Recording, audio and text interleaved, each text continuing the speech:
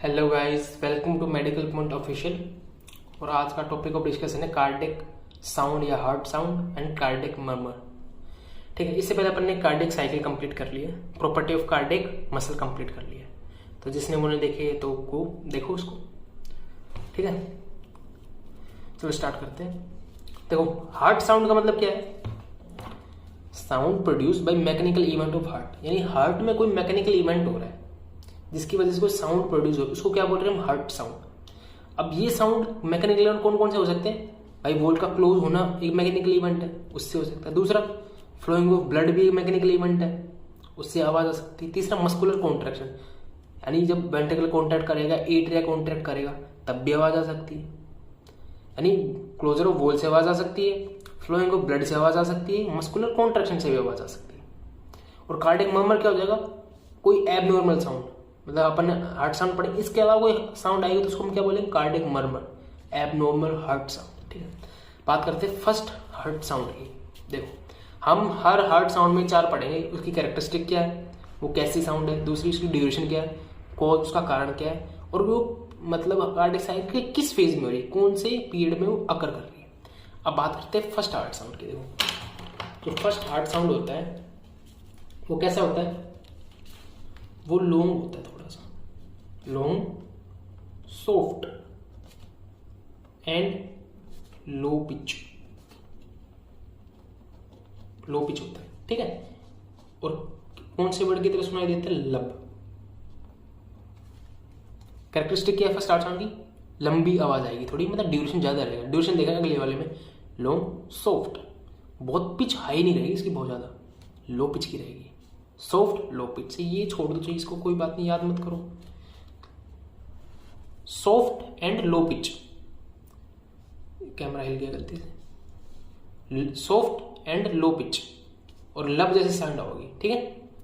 इसका ड्यूरेशन क्या होता है? इसका ड्यूरेशन याद रखना 0.1 से लेके 0.17 सेकेंड तक, ठीक है। अब इसका कोज देखते हैं। प्राइमरी कोज क्या है इसका? क्लोजर ऑफ एवी वॉल्व, ठीक है। अब देखो, एवी वॉल्व कब क्लोज हो रहा है? याद करो याद करो याद करो, एवी वॉल्व कब क्लोज हो रहा है? Beginning of ventricular systole. भाई वेंट्रिकुलर सिस्टोल स्टार्ट होने से जस्ट पहले तो एवी वॉल्व क्लोज होते हैं, तभी तो एवी वॉल्व क्लोज, मतलब एवी क्या बोलते हैं, वेंट्रिकल कॉन्ट्रैक्ट कर पाएगा। आइसो वॉल्यूमेट्रिक कॉन्ट्रैक्शन है, आइसो वॉल्यूमेट्रिक है नहीं, वॉल्यूम कॉन्स्टेंट रहना चाहिए, सारे वॉल्व बंद होने चाहिए। तो जैसे ही एवी वॉल्व क्लोज होगा उसके बाद वेंट्रिकुलर क्या हो जाएगा? सिस्टोल चालू होगा। तो किस फेज में अगर करेगा ये?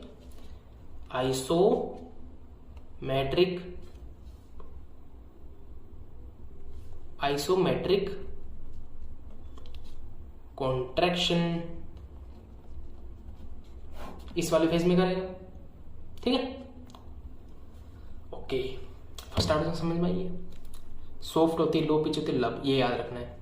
ड्यूरेशन कोई बात नहीं, 0.1 से 0.17 सेकंड का। और इसका कोज मेन, ये दो चीज याद रखनी है, ठीक है। क्लोजर ऑफ एवी वॉल्व की वजह से। अब बात करते हैं सेकंड हार्ट साउंड। ओके, एक important topic, sorry, second heart sound से पहले एक important topic, applied physiology. Heart sound first की अप्लाइड क्या है कि हार्ट साउंड सॉफ्ट और लो पिच है, हाई पिच होगी तो क्या होगा, लो हो गई तो क्या होगा, इस टाइप की क्या अप्लाइड फिजियोलॉजी पढ़ते हैं इसमें, ठीक है। देखो, अप्लाइड फिजियोलॉजी में अपन तीन चीज पढ़ेंगे। देखो,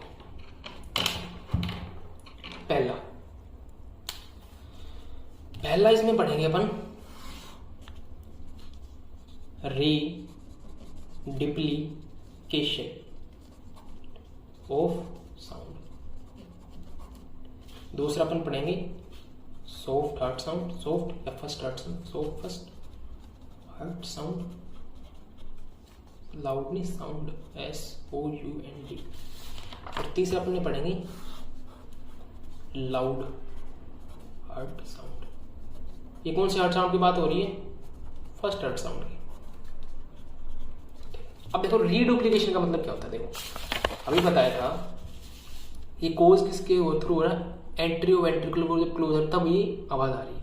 अब एट्रियो वेंट्रिकुलर वॉल्व तो दो होते हैं, राइट एट्रिया और राइट वेंट्रिकल के बीच में एक एट्रियो वेंट्रिकुलर वॉल्व होगा, लेफ्ट एट्रिया और लेफ्ट वेंट्रिकल के बीच में एक एट्रियो वेंट्रिकुलर वॉल होगा। तो नॉर्मली क्या होता है, ये वॉल दोनों एक साथ क्लोज होते हैं।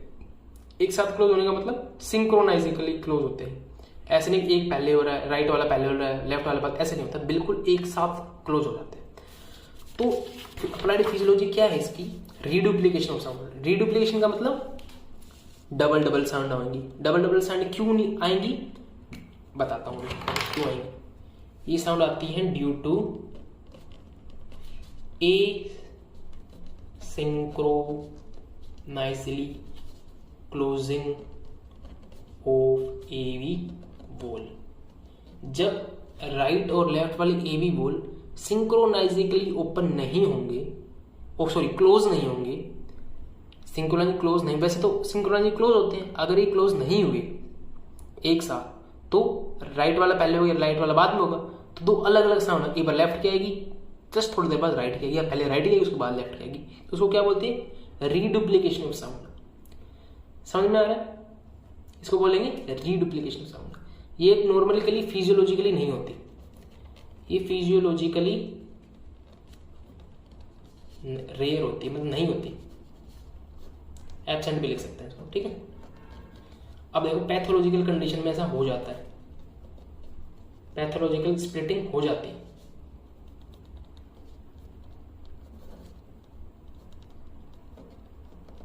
पैथोलॉजिकल स्प्लिटिंग कब होती है, reduplication sound first start sound का कब होगा, एक तो होगा एट्रियो वेंट्रिकुलर वॉल का स्टीनोसिस। स्टीनोसिस नहीं, नैरोइंग। जब नैरो हो जाएगी ना तो एक वॉल में मान ली नैरोइंग होगी तो वो बाद में बंद होगा, जो नॉर्मल वो पहले ही बंद हो जाएगा, तो उसमें दोबारा आवाज आएगा। एक और कंडीशन होती है, उसको बोलते हैं atrial septal defect. Atrial septal defect यानी दोनों एट्रिया के सेप्टम में कोई दिक्कत रहेगी, ये दो। उसके बाद देखो सॉफ्ट कब हो जाती है साउंड। सॉफ्ट यानी, सॉफ्ट का मतलब समझ लो, एवी वॉल थोड़ा सा ओपन हुआ, थोड़ा सा ओपन हुआ तो धीरे से वो क्लोज भी हो गया। ये एवी वॉल थोड़ा सा ओपन हुआ और फिर तुरंत क्लोज भी होगा, धीरे से क्लोज भी ओपन हो, धीरे से बंद हो गया। तो ये कब होगा, खुद सोचो, हार्ट फेलियर के केस में। हार्ट फेलियर ने हार्ट की एबिलिटी नहीं बची पंप करने की, हार्ट फेल हो गया। अब देखो एवी वॉल थोड़ा सा ओपन हुआ यानी थोड़ा सा ब्लड गया होगा वेंट्रिकल्स में, वेंट्रिकल्स में थोड़ा सा ब्लड पंप किया होगा, यानी हार्ट फेल हो गया पंप करने के लिए। तो हार्ट फेलियर के केस में क्या होगा, ए वो थोड़ा सा ओपन होगा, तो थोड़ा सा ओपन होगा तो बहुत धीरे से बंद होगा, तो soft heart sound. Heart failure के केस में एक होगा मायोकार्डियल इंफ्रैक्शन, ठीक है। इसके अलावा एक केस और सोचो, अब सोचो ब्लड प्रेशर ही कम है, आदमी का बीपी गिर गया, 80 से भी नीचे आ गया, यानी करीब 60 के आसपास है, तो ऊपर एट्रियम में ब्लड ही बहुत धीरे धीरे आ रहा है, ब्लड प्रेशर कम है।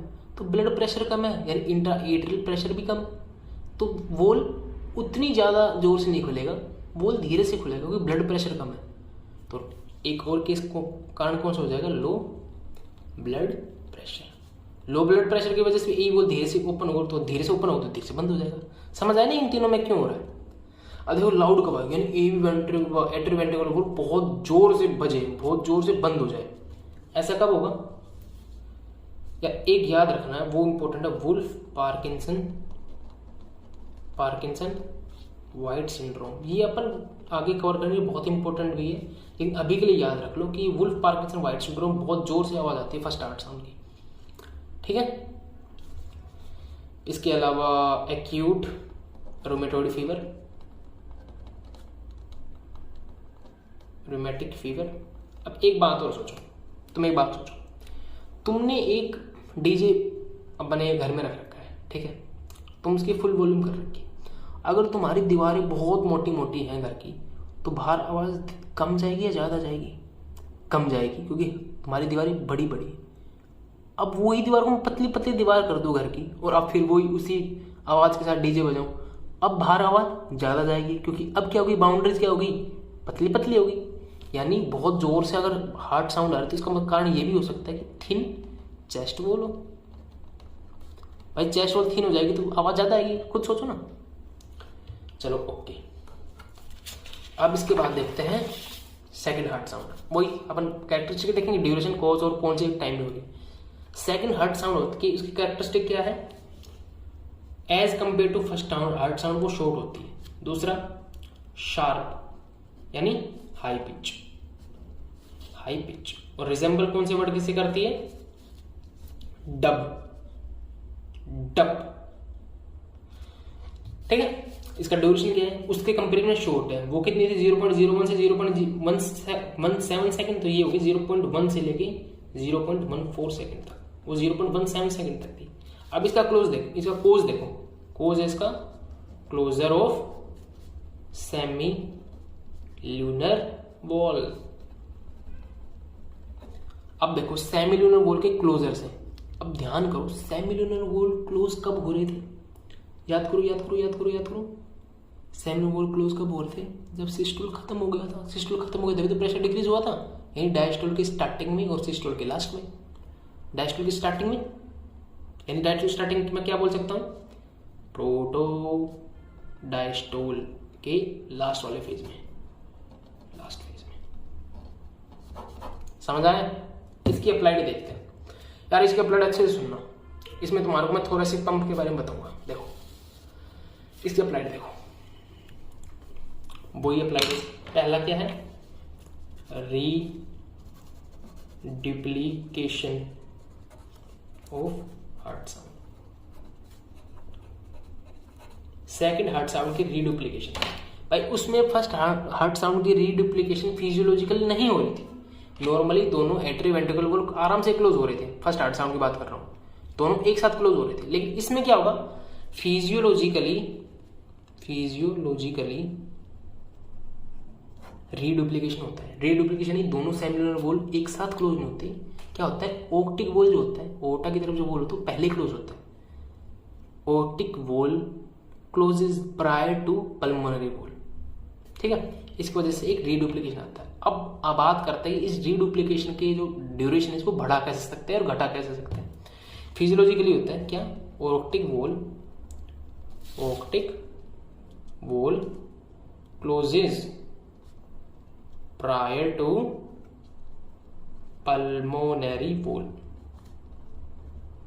ये नॉर्मली होता है। इसलिए पहले ओक्टिक सेमिलर वॉल क्लोज होगा तब आवाज आएगी, फिर पल्मोनरी, लेकिन ये गैप बहुत ही थोड़ा होता है, इसलिए अपने को एक ही आवाज सुनाई देती है, डप, ठीक है। अब देखो इसको हम बढ़ा सकते हैं, कैसे बढ़ा सकते हैं, इसको हम बढ़ा सकते हैं डीप इंस्पिरेशन की मदद से। डीप इंस्पिरेशन अच्छे से समझना, बुक्स बंद कर दो, आराम से समझो कि डीप इंस्पिरेशन के टाइम पे जो ड्यूरेशन है दोनों फिजियो जो रीडुप्लीकेशन का बीच का ड्यूरेशन बढ़ कैसे जा रहा है। देखो डीप इंस्पिरेशन किया यानी जो लंग्स हैं वो डायलेट किए, उसमें हवा आई, लंग्स देखो पहले लंग्स ऐसे थे, अच्छे से समझना चाहिए, पहले लंग्स ऐसे थे नो, अब अपने का डीप इंस्पिरेशन, अब लंग कैसे हो गए,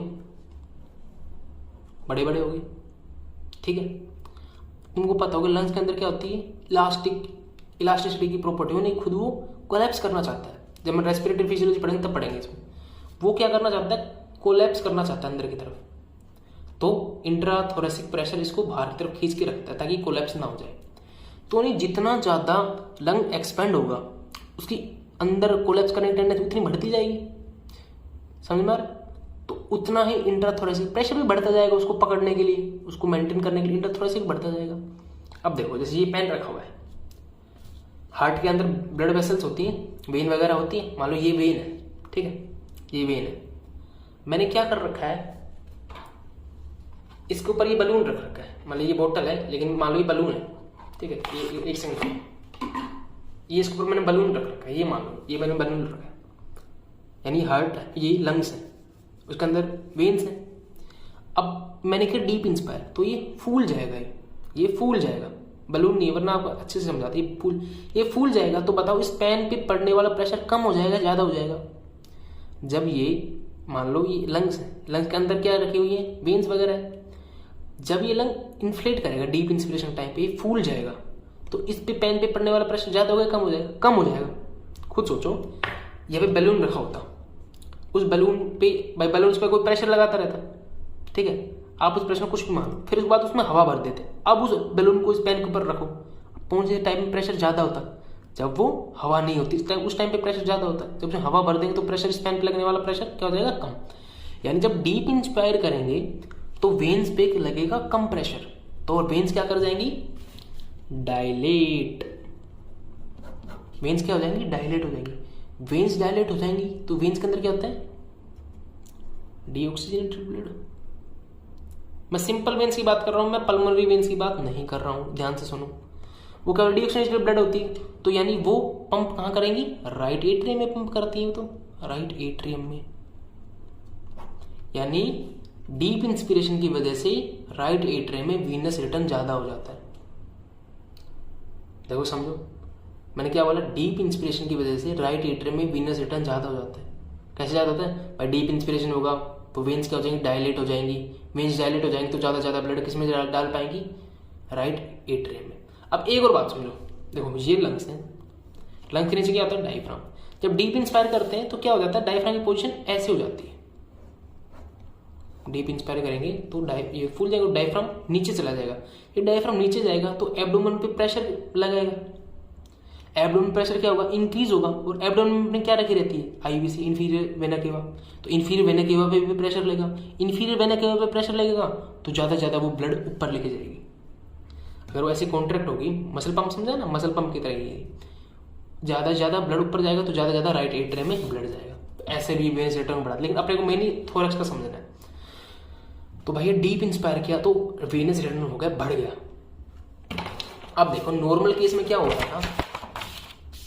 नॉर्मल केस में हो रहा था कि लेफ्ट एट्रियम में भी विन जो पल्मोनरी वेन्स जो ब्लड लेके आ रही थी ऑक्सीनेटेड, वो, और राइट एट्रियम में वीनस रिटर्न ऑलमोस्ट बराबर था। लेकिन डीप इंस्पायर के टाइम पे क्या हुआ? इसका वीनस रिटर्न क्या हो गया? बढ़ गया। वीनस रिटर्न हो गया ज्यादा। वीनस रिटर्न ज्यादा हो गया तो ये ज्यादा किसको पंप करेगा? राइट वेंट्रिकल में ज्यादा ब्लड जाएगा। राइट वेंट्रिकल में क्या होगा?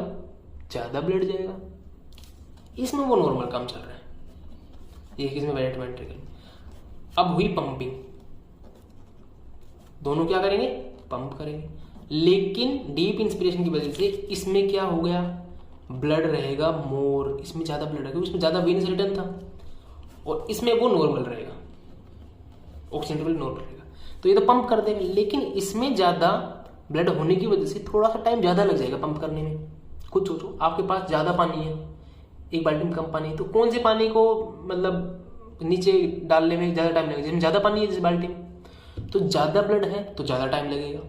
तो इसके वॉल क्लोज हो रहे थे पहले, ऑप्टिक वॉल तो पहले ही क्लोज हो रहे थे, उसके बाद क्या होता है? पल्मोनरी वॉल क्लोज है।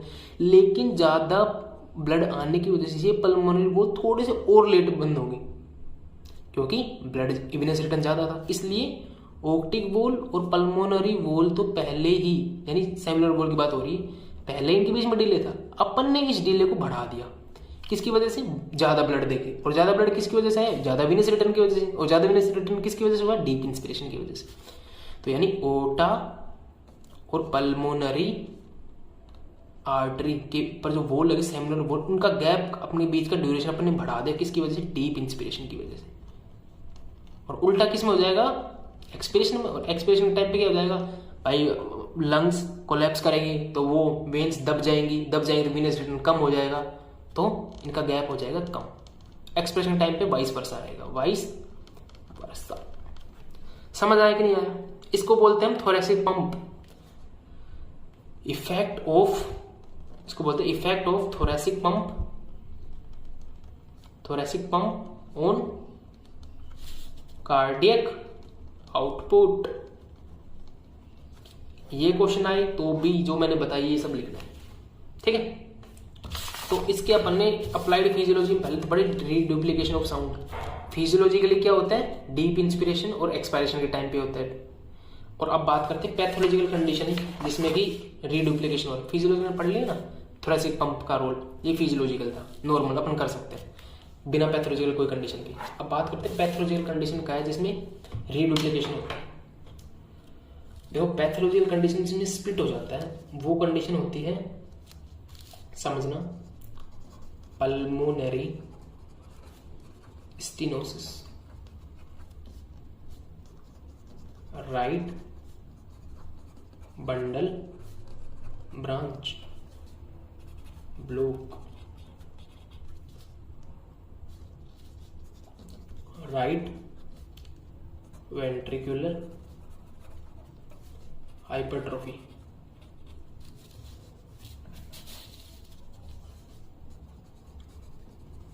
इन तीनों को समझते हैं कि इसमें क्यों हो रहा है, पैथोलॉजिकल इसमें कैसे हो रहा है। देखो, पल्मोनरी स्टेनोसिस यानी नैरोइंग ऑफ वॉल। अब देखो, वॉल हो गया नैरो, मान लीजिए पाइप समझो, पाइप का अगर जो होल है वो नैरो हो जाएगा तो पानी को निकलने में ज़्यादा टाइम लगेगा। एक स्पेसिफिक अमाउंट ऑफ पानी लिया हमने, उसको एक बड़े छेद में से निकालेंगे और उसी पानी को एक छोटे छेद में से निकालेंगे। अगर छोटा छेद रहेगा तो पानी ज़्यादा टाइम लेगा, यानी पल्मोनरी स्टेनोसिस के टाइम पे ब्लड जाने में टाइम लगेगा। पल्मोनरी स्टेनोसिस हो जाएगा तो ओ टाइम तो भाई नॉर्मल काम चल रहा है, उसमें तो वो चला गया। लेकिन पल्मोनरी स्टेनोसिस हो गया तो पल्मोनरी का जो राइट वेंट्रिकल से ब्लड जाने में टाइम लगा देगा। ठीक है, पल्मोनरी स्टेनोसिस के टाइम पे टाइम लगेगा तो क्या हो गया, डिले बढ़ गया। रीडुप्लिकेशन ऑफ साउंड था, उसमें डिले बढ़ गया, ड्यूरेशन बढ़ गई इसकी। अब देखो, राइट बंडल ब्रांच ब्लॉक, आपको पता होगा राइट बंडल ब्रांच कौन सा होता है। ये मैंने हार्ट बनाया, यहाँ पे साइनोट्रियल नोड, ऐसे node, A B node, bundle of His, ये दो में बटेगा, राइट बंडल ब्रांच और लेफ्ट बंडल ब्रांच। अब मान लो इसमें ब्लॉक हो गया राइट वाले में, भाई लेफ्ट वाले तो इम्पल्स चलेगी, इसने वेंट्रिकल ने कॉन्टैक्ट कर दिया सिंपल से ही, तो ओटा के वॉल ओपन हुए और क्लोज हो गई। लेकिन इसमें ब्लॉक हो गई, इम्पल्स इसमें थोड़ी सी लेट पहुंची, भाई एक पहले इम्पल्स ब्लॉक होगी, दूसरी इम्पल्स तब वो पहुंची, तो इससे क्या होगा, इसको लेट सिग्नल मिला। लेट सिग्नल में तो लेट ओपन हुई वॉल, और लेट ओपन हुई तो लेट ही क्लोज हुई, यानी ओटा ओटिक सेमील्यूनर वॉल और पल्मोनरी सेमील्यूनर वॉल के बीच में गैप बढ़ गया। क्यों बढ़ गया, राइट बंडल ब्रांच ब्लॉक की वजह से। बंडल ब्रांच हो गया था, सिग्नल लेट पहुंचा तो लेट ओपन हुई पल्मोनरी, वो क्या बोलते हैं, सेमिलुलर वॉल, और लेट ही क्लोज हुई।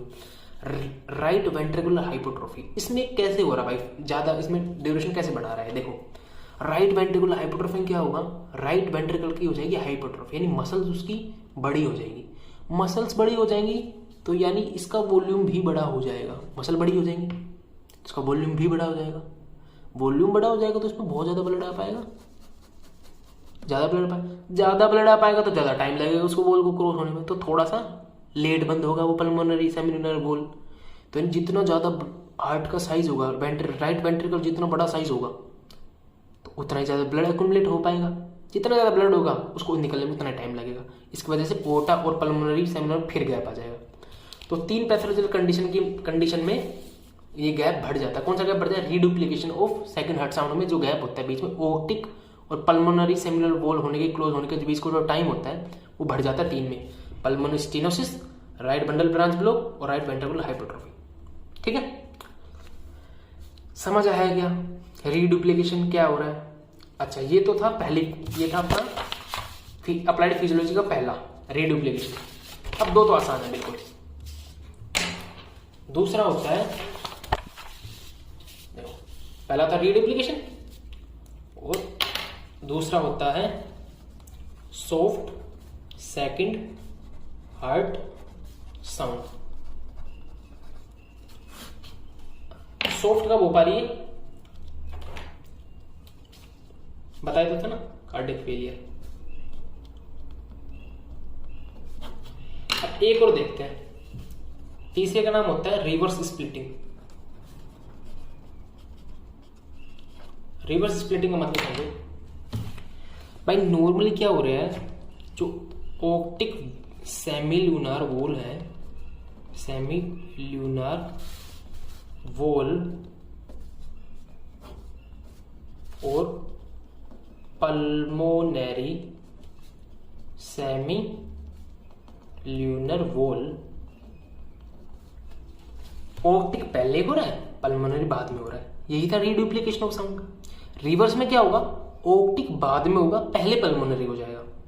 क्या बोला मैंने, नॉर्मली ओक्टिक पहले होता है और पल्मोनरी होता है बाद में, लेकिन रिवर्स स्प्लिटिंग में क्या होगा, पल्मोनरी पहले होगा, ओटिक बाद में होगा। तो अब सोचो उसके किसके कारण हो सकता है, इसको बदल दो वैसे अब तो, पल्मोनरी स्टीनोसिस की जगह क्या आ जाएगा, ओटिक स्टीनोसिस। देखो ओटिक स्टीनोसिस में यानी ओटा का जो सेमिनल वॉल है वो क्या हो गया, नैरो, तो ओटा से ब्लड निकलने में क्या लगेगा, टाइम लगेगा।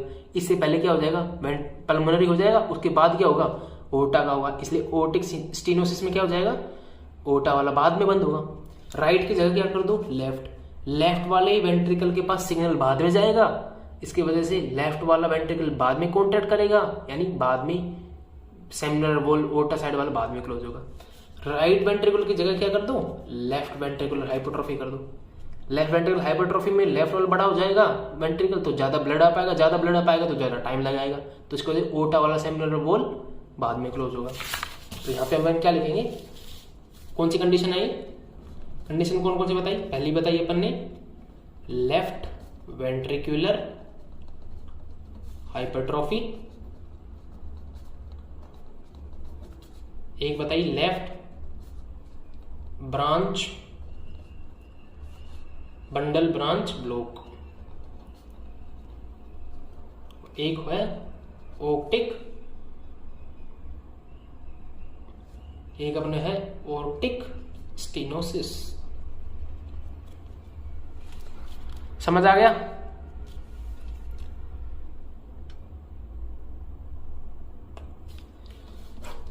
ठीक है।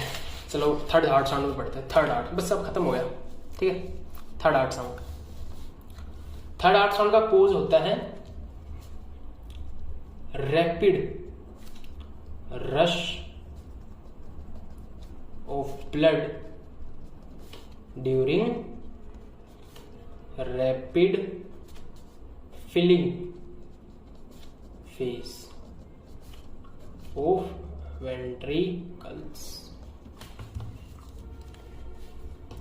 थर्ड हार्ट साउंड का कोज क्या है कि जब रैपिड फिलिंग स्टेज आती है वेंट्रिकल्स की, उस टाइम पे जो ब्लड होता है वो इतनी जोर से जाता है वेंट्रिकल्स के अंदर कि एक साउंड क्रिएट कर देता है। याद है रैपिड फिलिंग स्टेज कब थी, वेंट्रिकल के डायस्टोल में, पहला प्रोटोडायस्टोल, फिर आइसोवॉल्यूमेट्रिक रिलैक्सेशन, उसके बाद थे रैपिड फिलिंग, स्लो फिलिंग, और आखिरी था एट्रियल किक। तो जब रैपिड फिलिंग होती है वेंट्रिकल, उस टाइम पे ब्लड रश करता है एट्रिया से वेंट्रिकल्स के अंदर, तो उस टाइम पे वाइब्रेशन क्रिएट हो जाती है, किसके अंदर हो जाएंगी, कोडा टेंडिनेई में। ये बहुत ज्यादा स्पीड से गया है तो एट्रिया की मसल में भी वाइब्रेशन हो जाएंगी, नीचे गया है तो वेंट्रिकल की मसल में भी वाइब्रेशन हो जाएंगी, इस वजह से थर्ड हार्ट साउंड आती है। देखो नॉर्मली होती है ना, normally third heart sound stethoscope से नहीं सुनी जा सकती, मेरी बात समझना, normally third heart sound stethoscope से नहीं सुनी जा सकती। उसको सुनने के लिए अपने को क्या चाहिए, माइक्रोफोन चाहिए, समझ में आ गया। लेकिन अगर तो थर्ड हार्ट साउंड है वो सुनी जा रही है स्टेथोस्कोप से, लेकिन नॉर्मली नहीं सुनी जाती, लेकिन अगर वो सुनी जा रही है स्टेथोस्कोप पर तो उसको हम बोलेंगे triple heart sound, 3 heart sound आ रही है, पहली दूसरी तो नॉर्मल है और थर्ड है एब नॉर्मल आ रही है। जो क्यों आ रही है, क्योंकि स्टेथोस्कोप से सुनी जा रही है। और इसको सुनने के लिए क्या किया जाता है स्टेथोस्कोप से, बेल होता है स्टेथोस्कोप का, यानी एक तो होता है डायफ्राम जो बड़ा सा जो लगाते हैं चेस्ट पे, जो नॉर्मल जो लगाते हैं होता है डायफ्राम, उसके पीछे भी वो गोल गोल सा होता है, उसको बोलते हैं बेल। बेल को लगाओ कहाँ पे, एपेक्स बीट एरिया पे। एपेक्स बीट एरिया कौन सा होती है, 5th इंटरकोस्टल स्पेस में।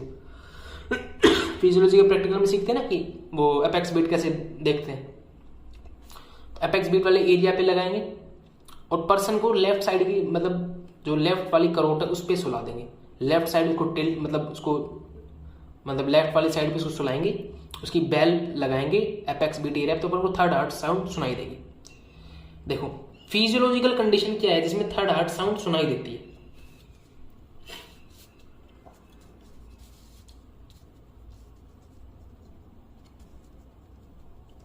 No physiological condition.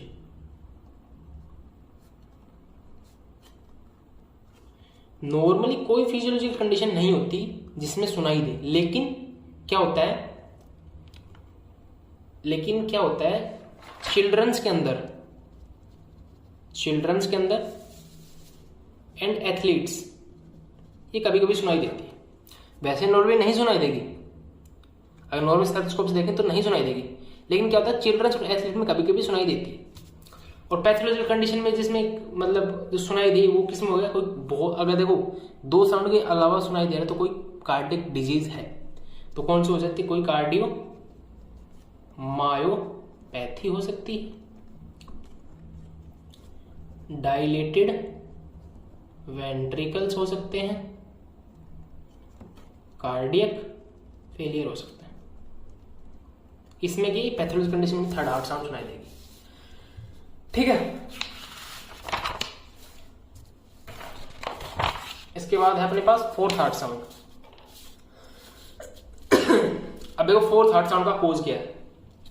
Rapid filling के बाद एक आर्टरी किक आती है, यानी एट्रियल का सिस्टोल। जब एट्रियल एकदम से कॉन्ट्रैक्ट करके वेंट्रिकल्स में जब ब्लड भरेगा ना, तब जो साउंड आएगी वो है एट्रियल सिस्टोल की वजह से। फिजियोलॉजिकल कंडीशन में आवाज नहीं सुनाई देती, नॉट ऑडिबल। स्टेथोस्कोप से ऑडिबल नहीं होती है नॉर्मली। पैथोलॉजिकल कंडीशन में किसमें मतलब सुनाई देगी, वेंट्रिकल स्टिफनेस। पर वेंट्रिकल बहुत स्टिफ हो गई तो एट्रिया को बहुत जोर से कॉन्ट्रैक्ट करना पड़ेगा उस स्टिफनेस को ओवरकम करने के लिए। एट्रियल सिस्टोल बहुत ही स्ट्रॉन्ग होगा, अगर वेंट्रिकल स्टिफ हो गया तो एट्रिया बहुत जोर से कॉन्ट्रैक्ट करेगा ताकि ब्लड पहुंच जाए अच्छे से। तो वेंट्रिकल स्टिफनेस में एक लॉन्ग लास्टिंग हाइपरटेंशन। हाइपरटेंशन यानी ब्लड प्रेशर बहुत ज्यादा है, ब्लड प्रेशर बहुत ज्यादा है, पहले ब्लड प्रेशर बहुत ज्यादा है, एट्रिया ने इसको कर दिया पंप, उसको सिस्टोल हुआ एट्रिया का, तो ब्लड प्रेशर और बढ़ गया। तो इसकी वजह से अपने कभी कभी एट्रियल सिस्टोल की लॉन्ग लास्टिंग हाइपरटेंशन में भी आवाज सुनाई देती है। अब एक छोटा टॉपिक है, ट्रिपल रिदम और क्वाड्रपल रिदम। ट्रिपल रिदम यानी 3 हार्ट साउंड सुनना, 3 हार्ट साउंड सुनना। ध्यान देना, मैंने 3 हार्ट साउंड सुनना बोला है, ये नहीं बोला कि थर्ड हार्ट साउंड सुनना। मैंने क्या बोला, 3 हार्ट साउंड सुनना। पहले दूसरी तो नॉर्मल है, तीसरी heart sound third heart sound भी हो सकती है, फोर्थ भी हो सकती है। मान लिया अपन ने सुनी, फर्स्ट सुनी, सेकंड हार्ट साउंड सुनी, थर्ड नहीं सुन पाई, यानी जो रैपिड फिलिंग के टाइम की नहीं सुन पाई, लेकिन अपन एट्रियल सिस्टोल की सुन पा रहे हैं, फोर्थ हार्ट साउंड सुन पा रहे, तो वो ट्रिपल ही होगा। 3 हार्ट साउंड टोटल होनी चाहिए। और क्वाड्रपल में चारों के चारों हार्ट साउंड, 4 हार्ट साउंड अपन अच्छे से सुन पा रहे हैं। कौन कौन सी कंडीशन होगी जिसमें सुन पाएंगे बताओ, वही कोई कार्डियो मायोपैथी हो, कार्डियो मायोपैथी हो, कार्डियक फेलियर हो। एक ध्यान रखना, जो फोर्थ हार्ट साउंड होती है ना, वो नॉर्मली एक कंडीशन होती है कंजेस्टिव हार्ट फेलियर, उसमें बिल्कुल अच्छे से सुनाई देती है। कंजेस्टिव हार्ट फेलियर केस में फोर्थ हार्ट साउंड बहुत अच्छे से सुनाई देती है। ठीक है, तो बस ये थी हार्ट साउंड। इसके बाद अपन करेंगे कार्डियक मर्मर। ठीक है गाइस, तो अगर वीडियो पसंद आई तो लाइक शेयर एंड सब्सक्राइब करना गाइस, शेयर करो इसको अपने बेस्टमेट के साथ अगर अच्छा लगा हो तो वीडियो। तब तक के लिए बाय, थैंक यू।